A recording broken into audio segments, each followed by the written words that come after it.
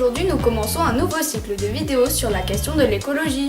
Nous allons aborder les différents types de pollution qui existent, leurs conséquences et les solutions scientifiques que l'on peut y apporter. Nous vous parlerons des problèmes causés par le béton, l'industrie, les pesticides et l'élevage intensif. Nous verrons par exemple que l'agriculture industrielle est aujourd'hui une des principales causes de la déforestation.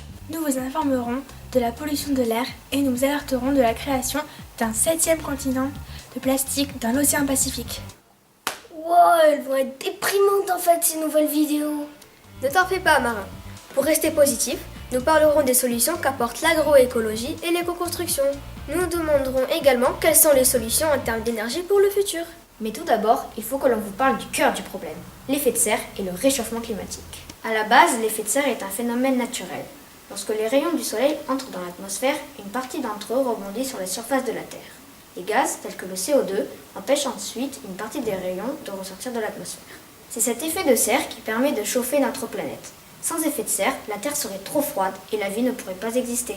Mais trop d'effet de serre n'est pas bon non plus, car cela chauffe trop notre planète. La vie repose sur un équilibre fragile et trop de chaleur conduit à la fonte des glaces, à la disparition de nombreuses espèces et à plein d'autres problèmes. Ce qui pose problème aujourd'hui, c'est que l'industrie humaine, notamment celle liée au pétrole et au charbon, augmente le CO2 présent dans l'atmosphère. Davantage de rayons solaires restent donc piégés dans l'atmosphère et notre planète se réchauffe d'une manière inquiétante. La fonte des glaces entraîne une montée des eaux partout sur la planète, conduisant beaucoup d'êtres humains à devenir migrants et donc à fuir leur pays.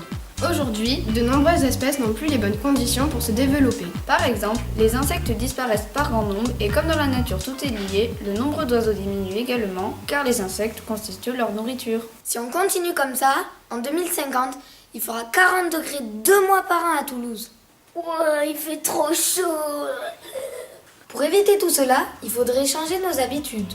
Par exemple, privilégier les transports en commun ou le vélo aux voitures à essence. Nous pourrions aussi habiter des maisons écologiques, manger des produits biologiques, favoriser les choses produites près de chez nous pour éviter trop de transport. Mais cela, nous le verrons dans de prochaines vidéos. Bye bye!